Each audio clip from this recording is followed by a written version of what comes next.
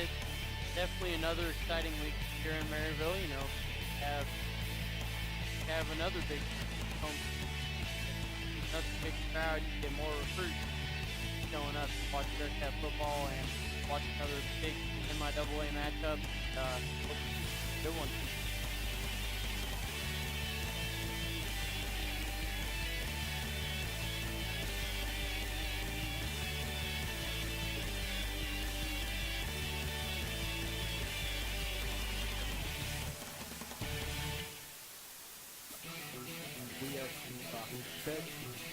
At the pavilion is alive for the question. This be a joke today, apparently we got a prediction. Of course, not that. Yeah, there was rain last walked up later, right? All one. Yeah, it's a great. It's another exciting weekend here in Maryville. You know, first we have family weekend, then we're back here again for homecoming and so many new faces that we did last week. Oh.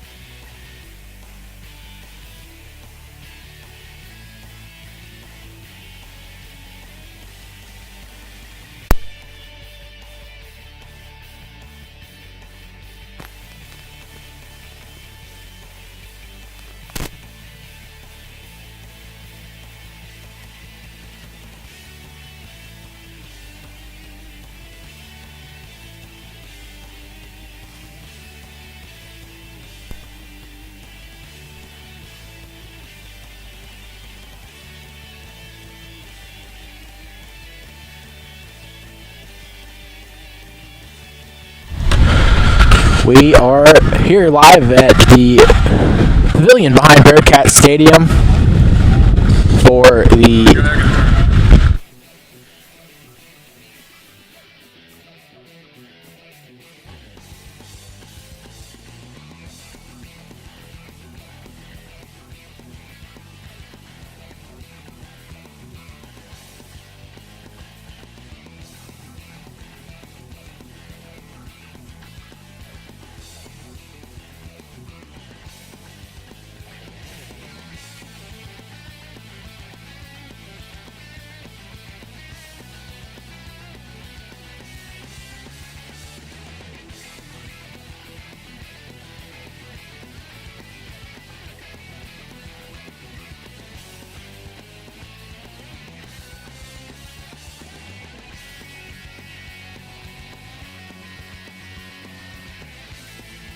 Radio Entertainment. We are live at the pavilion behind Bearcat Stadium as the Northwest Missouri State Bearcats get set to take on Nebraska Kearney. Yeah, it's going to be a great game today. There's no rain for this game for Northwest. I know it was the last time we were out here. We kind of got lightning on, and we're all right, though. But, yeah, it'll be a great game to watch. Ready to call it here for X106. Yeah, we have another big weekend up here in Maryville. We got family weekend, not family weekend, I'm sorry, homecoming weekend going on.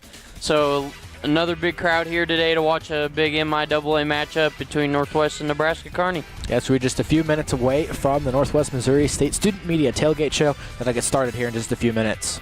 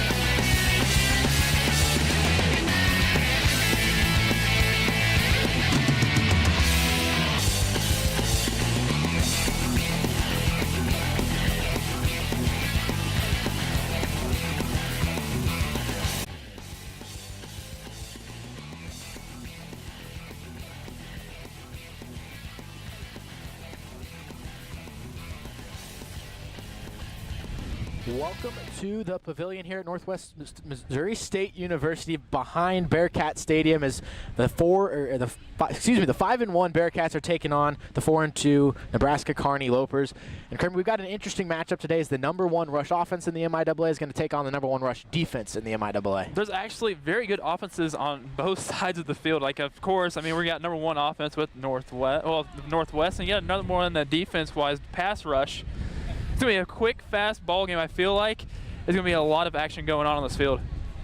Yeah, Nebraska Kearney has really surprised a lot of us this year. You know, last year they didn't really play and be at the top of the MIAA, and this year they are. So I think it's going to be fast-paced, like Kramer said, and we're going to see a lot of offense, a lot of scoring today.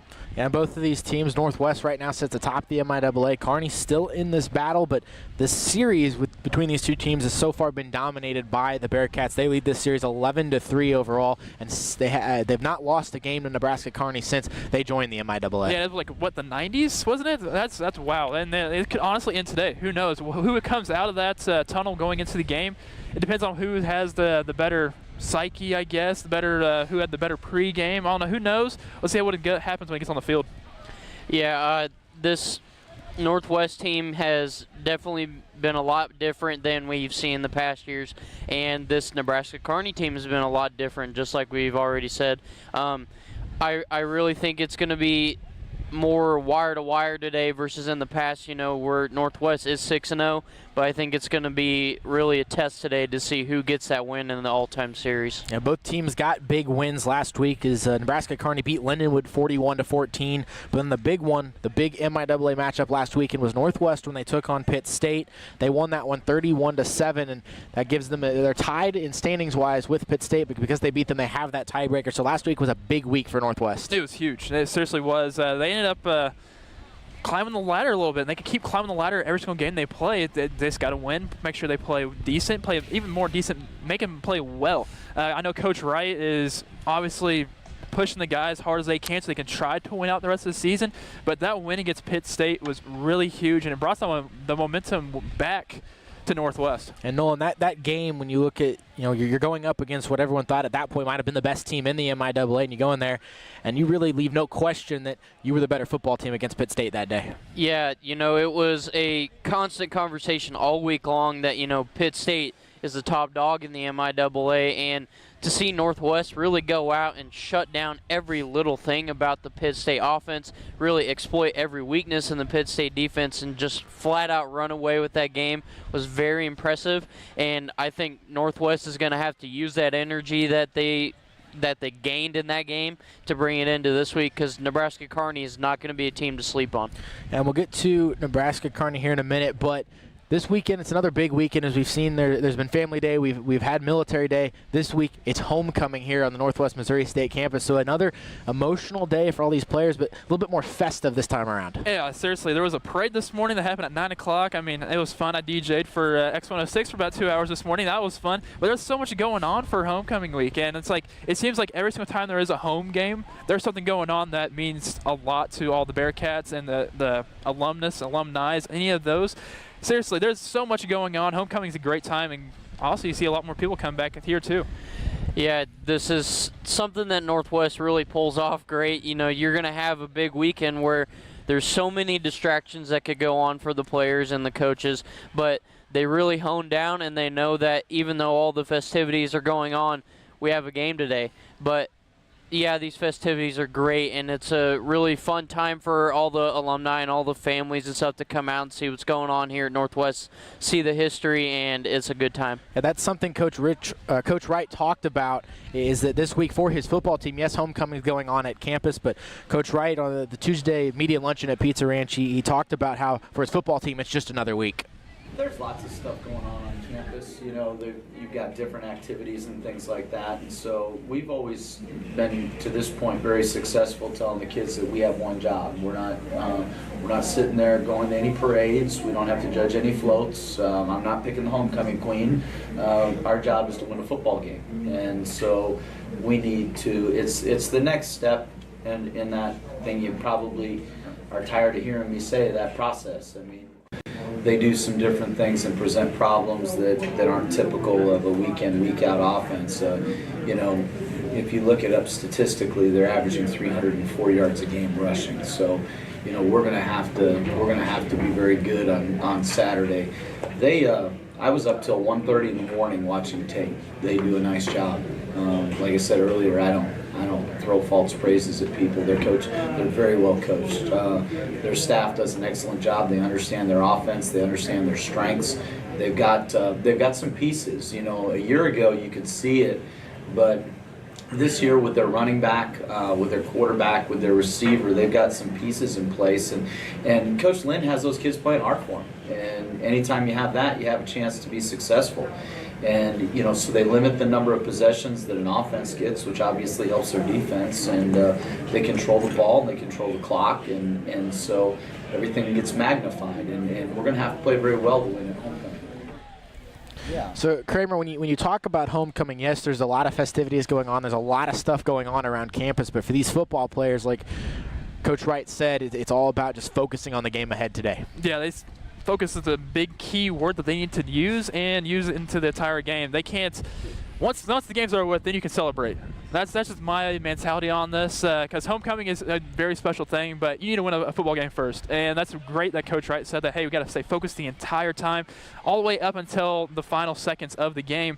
And then once the buzzer sounds, party time.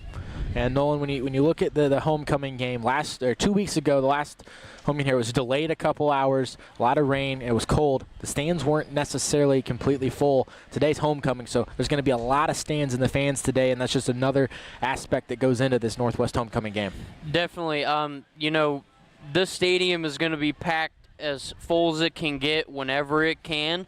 I think Nebraska Kearney realizes that, you know, they've been the MIAA for a while now, so they know that when it's homecoming week here in Maryville, it's going to be a packed stadium. There's going to be a little bit more pressure for this game on them and for Northwest. So hopefully both teams are prepared for that. I'm sure they are, so we'll see what happens. And when you look now we can look at these two teams and what they're going to put out on the field today. When you look at the offenses of these two teams, they look pretty evenly matched, except for one thing that we'll get to at the end of this. But yards per game wise, Northwest is averaging 453 offensive yards per game. Nebraska Kearney's at 429 rushing yards per game. And this is where the big difference is Northwest, they're averaging 203 rushing yards per game, but Nebraska Kearney all the way up at 304 rushing yards per game for them. So a lot of ground and pound for them, but we'll get to the way they do that here in a minute. Passing yards per game, Northwest is at 250, Nebraska Kearney only at 125, and then points per game, Northwest scoring about 37 points per game, and the Nebraska Kearney at 33. But when you look at Nebraska Kearney and you look at those numbers, you see that over 300 rushing yards per game, but they run a little bit of a different offense. They run that triple option idea, and they really try to run the ball down everyone's throat. And that triple option has resulted in 20 touchdowns. That's rushing. And when was the last time that Northwest gave up a rushing touchdown? It's been forever ago. It was like, seriously, about maybe 50 games possibly. It's just, wow. And this is their offense. Their offense is running the ball, ground and pound. And if you're Northwest, you got to take into fact that, hey, we got to stop this running quick. And that means like first quarter. Like that's what you got to do against this offense of Nebraska Kearney with their weird, unorthodox type of style of running. Yeah, this is going to be a big thing. I mean, we talked about this 2 weeks ago. You got a team that runs a lot, and you got a team that stops the run a lot. So I think it's going to be great to see Northwest kind of adapt to this triple option. You know, that's not something you see very often, and I think they're really going to be equipped. I'm sure they've been watching plenty of film this week. I'm sure Nebraska Kearney's been watching plenty of film on the Northwest defense to kind of see how they operate. And Northwest has not allowed a rushing touchdown since our playoff game in 2016 against Ferris State. And that's a long time. So for Nebraska Kearney to know that, I feel like they're going to really try to attack the Northwest defense a little bit more to try and exploit those weaknesses maybe on the outside holes and stuff like that. And then when you look at the defenses, as we'll talk about the two defenses now, and this is where Northwest might have the advantage today, is they're giving up about 280 yards per game. But don't sleep on this Nebraska Kearney defense. They've got 290, only allowing 294 yards per game. Rushing-wise, that's where Northwest sits atop right now, the MIAA. They're only giving up 76 rushing yards per game, while Kearney is giving up 120. Passing yards per game, Northwest just over 200 at 204. Nebraska Kearney down there at 174. And then points per game, both teams not allowing a whole lot of points. Northwest at about 10 points per game, and then Nebraska Kearney at 16. But the big headline, Kramer, into this game is that you've got the top rushing offense going up against the top rushing defense at Northwest. What a great story. Like, seriously, like, you got a number one here and a number one there colliding at each other. Hopefully, I mean, we're going to see one actually work today. Don't know who yet. We'll find out in about a few hours or so. But still, one thing that I do like about this defense with Northwest is they have 17 sacks on the season. That is, I believe, third in the MIAA. If they get around this triple option run and make them forced to throw the ball, there's going to be a lot more sacks, I feel like. Because, I mean, they give up at least 125 passing yards. They get that. That's Nebraska Kearney every single week. So who knows what's going to happen? I mean, I'm a defensive guy, so defensive numbers are my side. And Nolan, when you look at the way this works out, Nebraska Kearney, we said they don't pass the football out. They only drop back to pass about maybe 15 times a game, and they're not really going to try to go deep on you. So it's important for them to keep this game close, because if you're not really personnel to pass the ball a whole lot, if you get down to this Northwest team early, it's going to make it difficult to keep it close as we get to the end of this game. Yeah, this Northwest defense is something that really strives to keep you out of a game. You know, the offense is going to attack you immediately and fast-paced, and they're going to try and score as many points as possible early, and then the defense is where it sets in and they keep you from trying to get back in the game. You know, Northwest defense not allowed an individual runner to get over 100 yards in 47 games, and that's insane. So if Nebraska Kearney can really go out and get that runner over 100 yards, score quickly, make sure they keep neck and neck and not let the defense hold them down, I think we're going to have a good game today. And so those two words, the triple option, we're going to talk a lot about that today, but Coach Wright has also been talking a lot about it this week and at the media luncheon. He had quite a few things to say about Kearney's offense. They do some different things and present problems that aren't typical of a week-in, week-out offense. You know, if you look it up statistically, they're averaging 304 yards a game rushing. So, you know, we're gonna have to be very good on Saturday. I was up till 1:30 in the morning watching tape. They do a nice job. Like I said earlier, I don't throw false praises at people. They're very well coached. Their staff does an excellent job. They understand their offense. They understand their strengths. They've got some pieces. You know, a year ago you could see it, but this year with their running back, with their quarterback, with their receiver, they've got some pieces in place. And Coach Lynn has those kids playing hard for him. And anytime you have that, you have a chance to be successful. And, you know, so they limit the number of possessions that an offense gets, which obviously helps their defense. And they control the ball, they control the clock, and so everything gets magnified. And we're going to have to play very well to win at home. Yeah. And when you look at the triple option, it really makes the defense worry, because you've got so much movement. You got to worry about, you know, who has the football at what time. And Nebraska Kearney, it's not the same three guys that are in the backfield the whole time. They'll move about. I think they've got listed on the depth chart about 5 different running backs they're going to use in this game. And the bad thing about it is they'll actually use their wide receivers too on this. They got people going left, right. I mean, of course, that's side to side, obviously. And also you go up the middle. I mean, you don't know what's going to happen. I mean, possibly move the defense around. Make sure you have a couple of linebackers on either side, so hopefully they don't get blocked by a lineman or anything like that, or their blockers on Nebraska Kearney. There's just so much going on, and with so many fresh legs coming in and out, I don't know how quick Northwest will be able to move their defense or switch it up to get fresher guys in order to get these guys. And that's one thing with Nebraska Kearney. They move so many guys in and out of this offense. They're going to be they keep their running backs fresh, because, again, they use about 5 different running backs. They run their quarterback. As Kramer said, they run their wide receivers.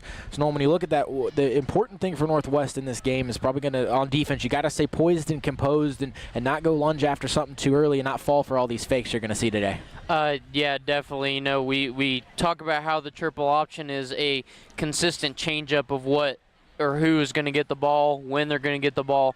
So I think Northwest defense is going to have to really keep up their energy, you know, make sure you get plenty of water when you're in your timeouts, when you're in your media timeouts and stuff like that. They got to realize that, you know, Nebraska Kearney is switching players in and out, like you guys said. So if they really know that, and then they stack up on the D-line, they break through early and not let that triple option really, you know, accumulate and fold out, then I think they'll stop them. Yeah, so Northwest Missouri State, they're here at home to take on Nebraska Kearney. We're going to go ahead and take a quick break here on the Student Media Tailgate Show. When we get back, we'll go around and look around the rest of the top 25 in Division II as well as around the MIAA.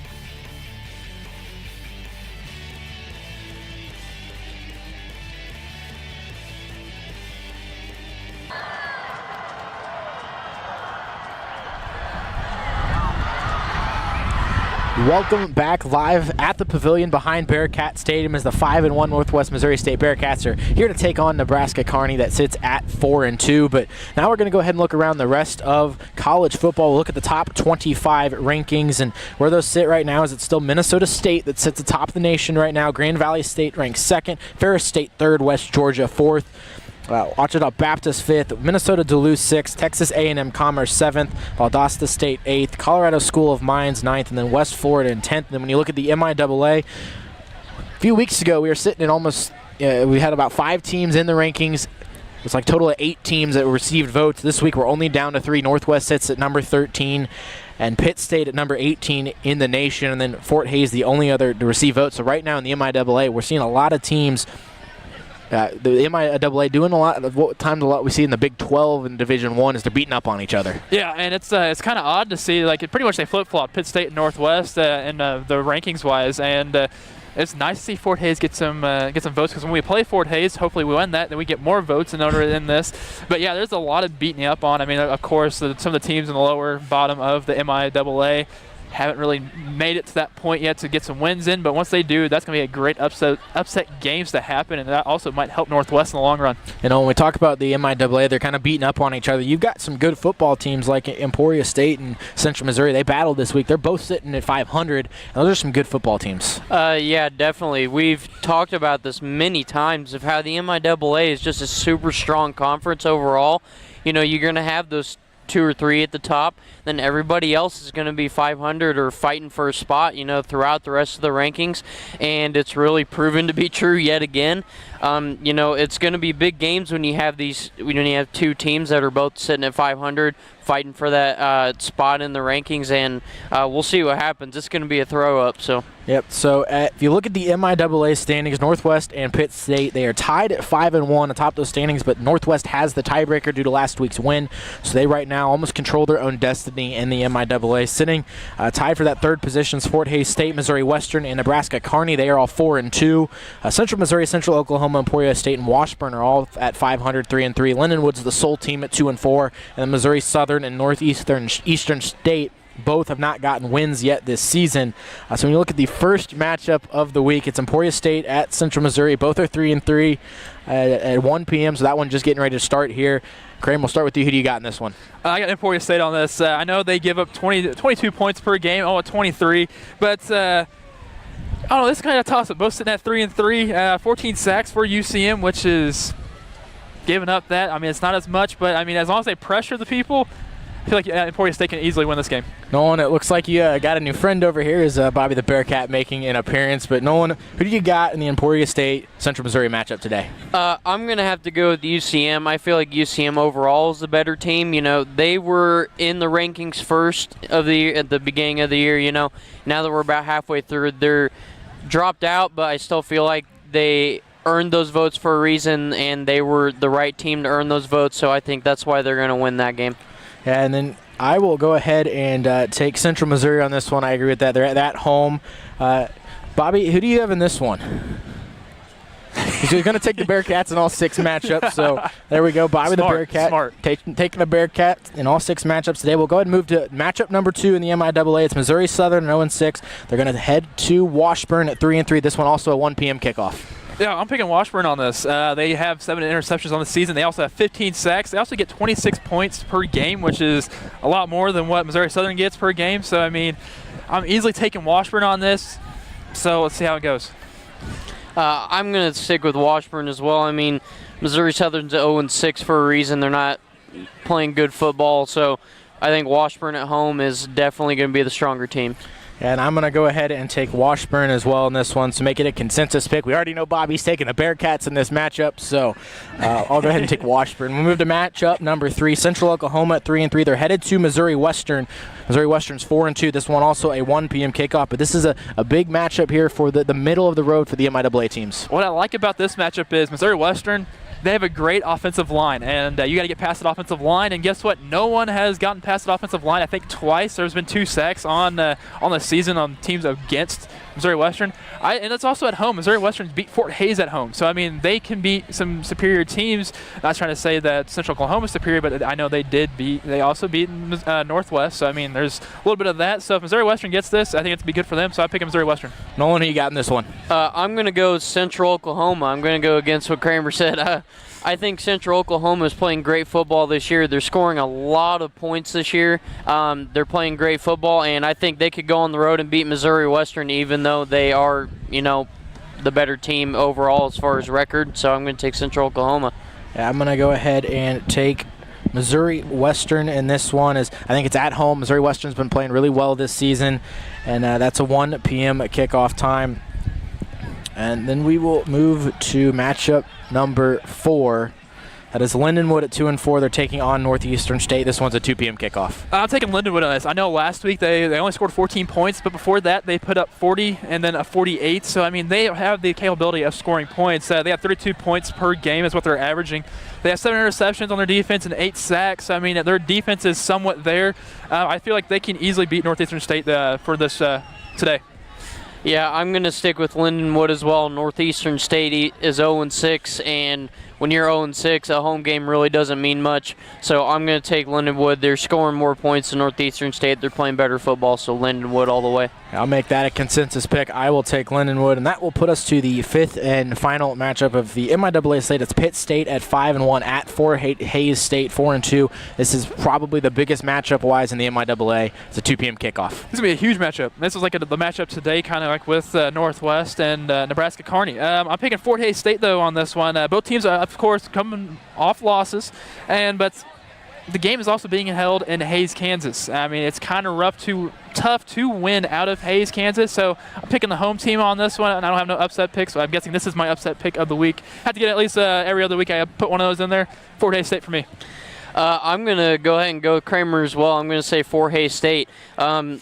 Pitt State, it's a conversation that once they lose their first game, they were worried about losing another game this year, because it's really kind of a Debbie Downer once you lose in the MIAA. So I'm going to take Fort Hays State at home. They're playing good football. So. Yeah, I'm going to go ahead and take Pitt State and be a little bit different here. I think after last week's loss, it's not going to work. So we are so when you look, like we said, at the this game, Pitt State, I think they're going to come back. They're going to win this one. I'll take Pitt State. So 1-2 there on that one. And as we know, the Bearcat Marching Band, they're on their way soon. But another big event heading on campus this week is just behind us over here, the Hughes Fieldhouse grand opening weekend for that. I literally just walked in there for the first time about maybe 20 minutes before we went on air. I wouldn't expect anything, but wow. That place is huge. There's so much going on. It looked like a party in there the entire time I was in there. It was like blow-up stuff. But this is like one of the great additions to Northwest to have. And it's just a great thing to have for practicing for such as teams, or even people renting out to do something such as game day stuff, being able to do any of that. So it's a great thing to have on this campus. And we've seen the building. We've watched it for about a year. It's been going up and being on campus. You watched it from the groundbreaking to where it sits now, and it's a pretty cool structure.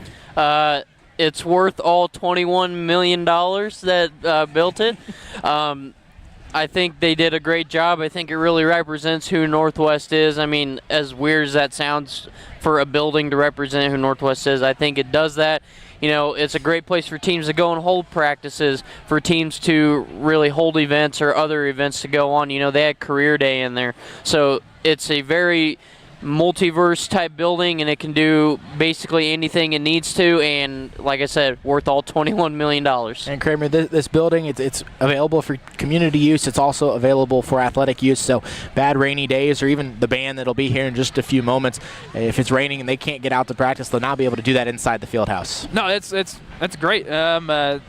You can pretty much treat it like every single day. You can always go in there if it's cold even. It's just unless you want to brace the elements, but still, it's a great thing to have for all those practices facilities that we have for our athletics. Yeah, like we keep saying, it's a great home at Northwest for anything that really needs to go there, hold an event. it's well put together. I mean, it's very nice in there. Everything is really top of the wire, and it looks great. And I'm really happy with the results. I know everybody else in the alumni club and everyone's happy with it. So they did a great job. Yeah, so the Bearcat Marching Band is here, so we'll go ahead and take a quick break here on the Tailgate Show. Let you guys enjoy Bearcat Marching Band. When we come back, we'll continue prepping for this game between Northwest Missouri State and Nebraska Kearney.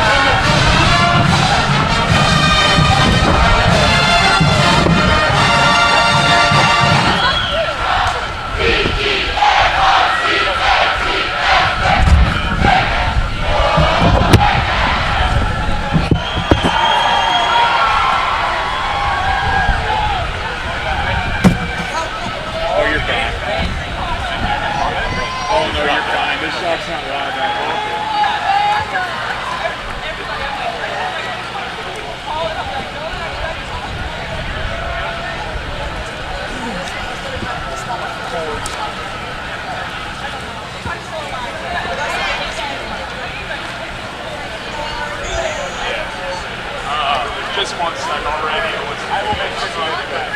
Kramer, I will make sure you do, okay, Kramer? Believe me.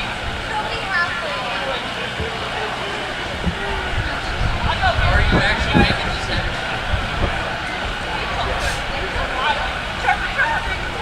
I was like, what's the most big beer drinker?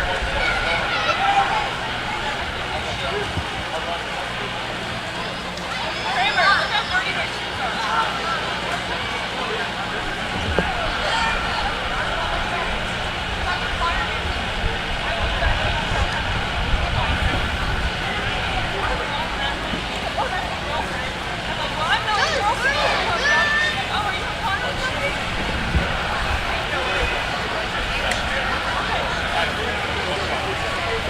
I'll have you guys ready to go.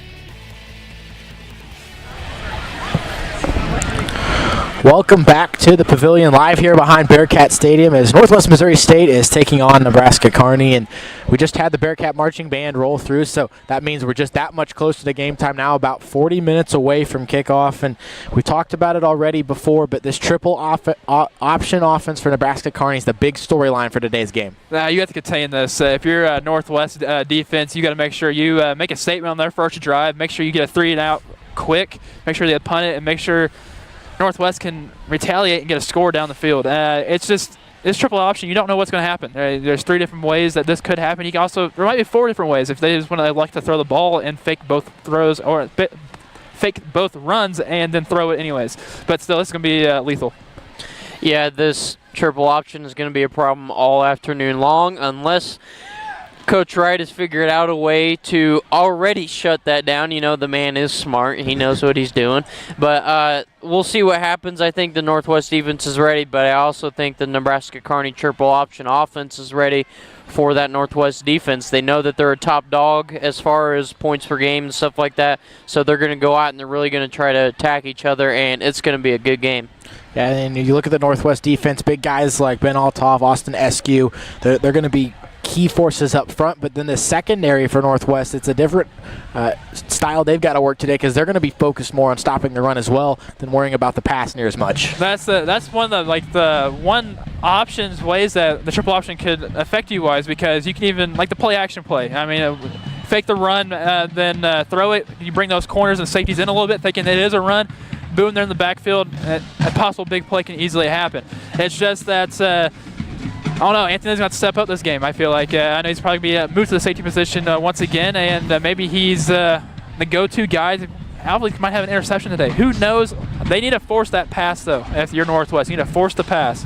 Yeah, Nolan, when you look at this Northwest offense, they've got to deal with a really good Nebraska Kearney defense as well. As that might be one of the most overlooked things in this game, is Nebraska Kearney's got a very good defense. So guys like Braden Wright, and Isaiah Strayhorn, Josh Caldwell, and Sean Bain, they're going to have to deal with a pretty good defense today. Yeah, definitely. I think Wright and all of them on the offense, they know what it means to face a tough defense. They went into that Pitt State game, for example, thinking that it was going to be a real low-scoring game, but they knew how to exploit a tough defense, and they went out and they won 31-7. So I think if they do the exact same thing here today against a Nebraska Kearney defense that has proved to be a really top-tier defense in the MIAA, then I think they're going to go out and score a lot of points, and there won't be any problem for them. Hey, one thing on the offensive side, do you think Coach Wright will go 3 straight weeks with a trick play? Maybe. I don't know. I love it. I love it. I want to see it happen. I think that's an interesting point because when you look at the way this game could work, is you're going to see a lot of ground games, so it's got the possibility to stay close longer into the game, so he might want to pull that out of the playbook and try to open the game up a little bit, maybe in the middle of the third quarter. I want to see it. I really do. I mean, they got a scoring play off of it 2 weeks ago when it was against Emporia State, but then they also had one that was successful for over 40 yards, I'm pretty sure, against Pitt State. So, I mean, they're 2 for 2 right now on these trick plays. Let's make it 3 for 3 for today. Yeah, the trick play is something that usually almost always catches a defense off guard, but the only problem with those trick plays is if you do them consistently, then teams are going to start to pick up that you guys are going to try and throw around your playbook a little bit and try and catch them off guard. And they're going to start playing back deep, say if you run a flea flicker, 2 or 3 times in a game because they know that you're going deep on one of those plays. But we'll definitely see. I know it's interesting to watch somebody run a bunch of laterals and toss it around all over the field and then throw it 50 yards deep. So we'll see what happens. And when you look at this Nebraska Kearney offense, they're led at quarterback by Alex McGinnis. He's only thrown 91 passes this season, so through 6 games, that's only about 15 passes per game, but it's been the big rushing attack from this Kearney offense, over 300 yards per game, and they're led by Darius Webb. He's got 580 yards on the season, averaging 97 yards per game, so we talked about the Bearcats haven't allowed a rushing touchdown. They also haven't allowed a 100-yard rusher in a long time, but if there's a guy that can do that today, it's going to be Darius Webb for Nebraska Kearney. And that's the number one person right now that Northwest needs to stop, and including the entire running game, because what'd you say, 90-some passes by McGinnis? I mean, that's right there shows that he hasn't had many completions except completed so far. I think it's like 54, I believe. That's just right there. Test his arm strength. See how if he can throw the ball well or decent. There might be a reason why he's running the ball a lot as well, because I'm pretty sure he has over 250 yards, close to it at least. And it's just another option right there to where Northwest defense needs to step up, shut down the run game, then force the throw. And we talk about the triple option offense. Darius Webb's their leading rusher. He doesn't even have the most attempts on this season as their quarterback, Alex McGinnis. He's run the ball 87 times. There's also the total of 5 guys that have carried the ball over 30 times this season. 10 total players have carried the ball. So you got to deal with Darius Webb. You got to deal with a guy like David Goodwin, the quarterback, Alex McGinnis. You also see Dayton Seeley and Luke Quinn all out there on the field, all carrying the ball multiple times in this game. Yeah, this is going to be a problem for Northwest defense. When you have 5 or 6 different guys that are going to touch the ball 5 or 6 different times in a game, you don't know what's going to happen, and I feel like that's something that's really going to have to be exploited by the Northwest defense. You're really going to have to keep your eyes on who's on the field when they run that triple option. Who do you got out there, and really attack at the weaknesses of those players. I'm sure there's film on each one of those players, and hopefully Northwest exploits that. And I think Nebraska Kearney also knows that by switching up these players in and out every other play, that's something that Northwest defense might not be prepared for. And Kramer, if you're Northwest, Nebraska Kearney only has one receiver with even over 10 receptions this season, and that's Trey Landsman. He's got 14 receptions for Nebraska Kearney. Everyone else that's caught a ball, they haven't caught a whole lot of passes. So if you're the secondary for Northwest, you don't really have to worry about too much there on the receiving core for Nebraska Kearney. So what are they going to try to do there in that secondary to help the front line stop this run? I mean, I guess go man. I do man-to-man coverage on him. I know he averages 47 yards a catch, so it's during a fake triple option play action style is that he's getting the ball. So that right there shows that they will 95% of the time will run today. And I really wouldn't be too concerned about him. Just throw one of your better defenders on him, and then make sure everybody's like playing at least a man zone coverage almost, but make sure they have him being manned up the entire time. Yeah, so Nolan and Kramer, before we wrap up the show today, what is the biggest key do you see to this game for both teams? Northwest, their defense. That's the biggest key. I don't think you will see Nebraska Kearney get any running game going today. I feel like the defense will step up. They stepped up last week against Pitt State. They didn't allow Emporia State to score a single point when they were here last home game. So I feel like that's the biggest key is Northwest's defense. I'll slightly agree with Kramer. I think it's going to be a lot about these offenses today.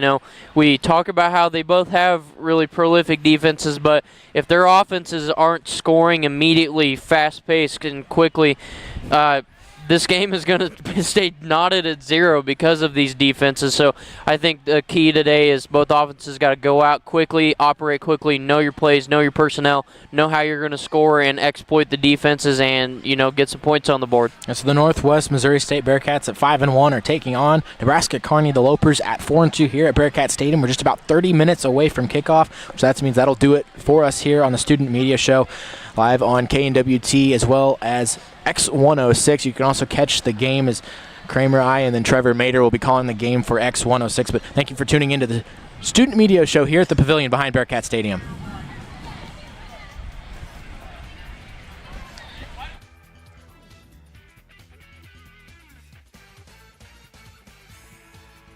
That the views expressed in today's show do not reflect the views of KZLX, KNWT, or Northwest Missouri.